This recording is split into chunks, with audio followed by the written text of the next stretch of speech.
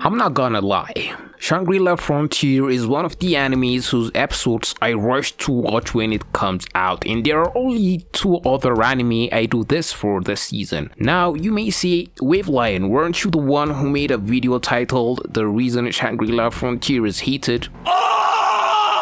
Well, I did make that video, but the gripes I've had with this show since then has been completely obliterated by the greatness this anime just keeps throwing my way. The world of Shangri-La Frontier, along with the MC Sunraku and the wider cast, coupled with the faithfulness the writing of this show has to gamers and everything surrounding it, has completely sucked me into the story, and I just want to gush about it in this video. But before you go any further, please make sure to like and subscribe. It would mean a lot, and without further ado, let's get back into the video. The story of Shangri-La Frontier is unique by simply just being what it advertises itself to be, which is a gaming anime. We have many isekai gaming anime which on the surface appear to be about gaming and then fall into isekai shenanigans that is far from gaming at all. Before I get lambasted in the comments for calling Shangri-La Frontier an isekai, I just want to have a brief discussion about it. Is this show an isekai or not? In my last Shangri-La Frontier video, I called this anime an isekai, and I seem to have sparked an argument in the comments, but I saw valid reasons for both arguments. The story is mainly set inside a video game, which is different from the world that characters actually exist in, so you can call it an isekai, but on the other hand, they are not permanently trapped in another world, so I don't know. But I'm going to refrain from calling it an isekai because after some thought, it feels to me far away from an isekai rather than near it, even though aesthetically it gives isekai vibes. But I digress. One of the selling points of Shangri-La Frontier is without a doubt in its ability to authentically portray gaming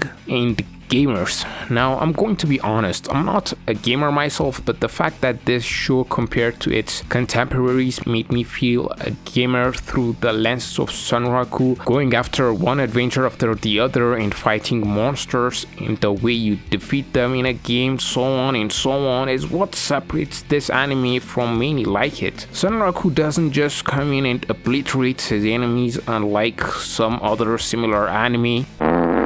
He goes through so many trials and tribulations as you would in a real life game, and you see him try different methods in detail to try and defeat such enemies. And my favorite example of this is when Sunraku fought the giant scorpion glass monsters. When Sunraku tried to fight them at the beginning, he understands it's impossible to properly defeat them due to the sheer amount of them there are, so he opts to use unorthodox methods to defeat them, such as using himself as bait and tricking them to run off of a cliff, or rushing back to his mech inventory to avoid lethal attacks on himself. And I really like that Sunraku does this sort of stuff, because you can tell the skills he has of trying to find loopholes around the system is one he acquired from playing so many trash games. He used to exploit the faults those games had, such as glitches and etc., to exploit them and beat those games, and you can see that since Shangri-La Frontier doesn't have many faults, he can't do that as he would in a trash game. So we don't see him trying to exploit bugs and glitches in Shangri-La Frontier, but that instinct of his to exploit game mechanics is still within him, so whenever he does it, it's wonderful to watch. And with the giant glass scorpions, we see Sunraku try and do that compared to any other point in the story. At least felt that way for me in this part of the story. And though being authentic to real gaming experience might be a double-edged sword, like how Sunraku had to have many attempts to defeat the glass scorpions and we are along with him throughout the journey, and this may slow down the pacing of the story to some people. For me, this types of story decisions I respect, and I derive a lot of enjoyment out of this part of the story. And you know, you have a great battle adventure anime when you have a great world building, and it nails it so well. Not only is the world of the game Shangri-La interesting and rich with the 7 Colossi monsters and mysterious new continents there for our main cast to explore, but also Sunraku switches games. Shangri-La Frontier is not the only game Sunraku plays, and that's just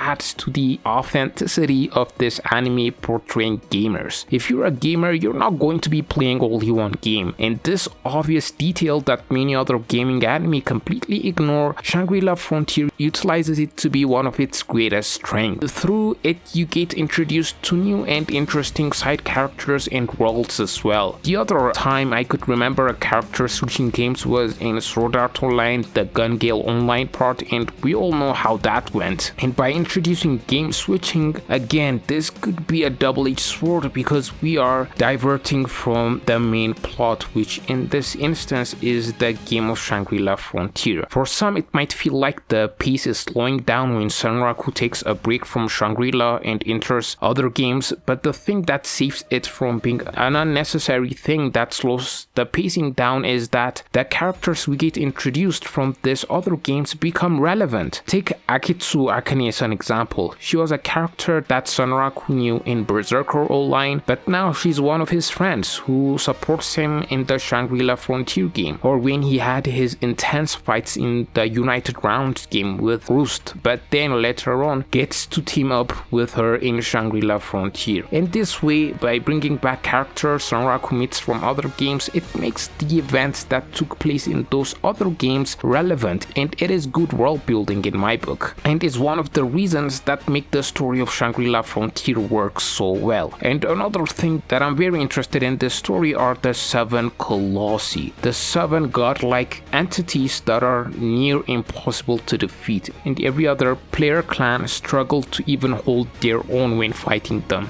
And the only group of people so far who are able to handle them are our own Sunraku and his friends. I don't know if that's a good thing or a bad thing, because I like seeing Sunraku being the center of greatness and him defeating the great monsters, but are him and his friends the only ones who are going to defeat these monsters? I would love to see other parties get a dub and defeat some of the Colossi monsters, such as the Schwarzer Wolf clan. Their whole existence as a clan hinges upon finding and beating Lycagon the Night Slayer, but Sunraku has made way more progress in that department than them, and man, it would be really humiliating if Sunraku beats it without their involvement at all. I'd like other clans in this story to defeat some of the Colossi so that this world could feel more alive and not everything revolves around Sunraku. But in saying that, I understand that Sunraku is the main character of this story, so he should be the one in the spotlight. So instead of excluding him completely,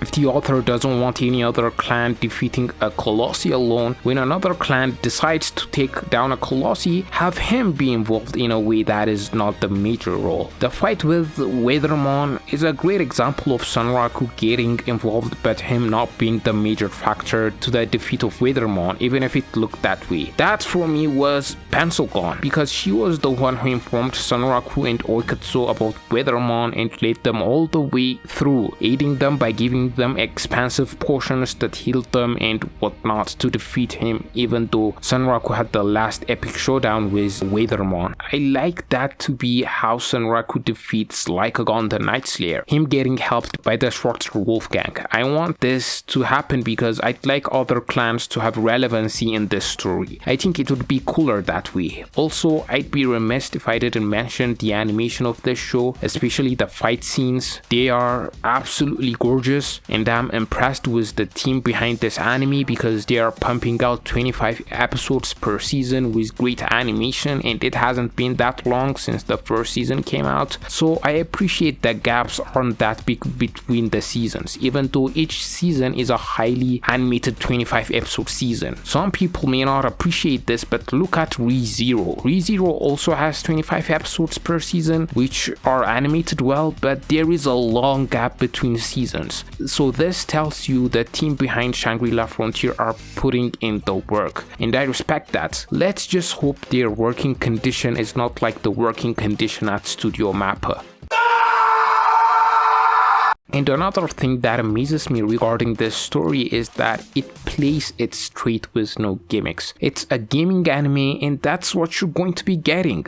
The protagonist plays this game because he likes it and it's everything to him. And it's ironic that making the story straightforward made it unique from other shows of its kind. It just goes to tell you, sometimes just making your story simple and playing within its boundary can make your story compelling. Some people call this the best video game anime, and honestly, I have no qualms with that. This show, like any other great show out there, manages to make me interested and feel how real gamers and their friends act, such as one of my favorite things about this story, that is the dynamic between Oikatsu, Pensokon, and Sunraku. I love it. I love this anime. And yeah, this is all I have to say about Shangri-La Frontier. Don't live without subscribing or at least liking the video. And with that said, see you guys in the next one.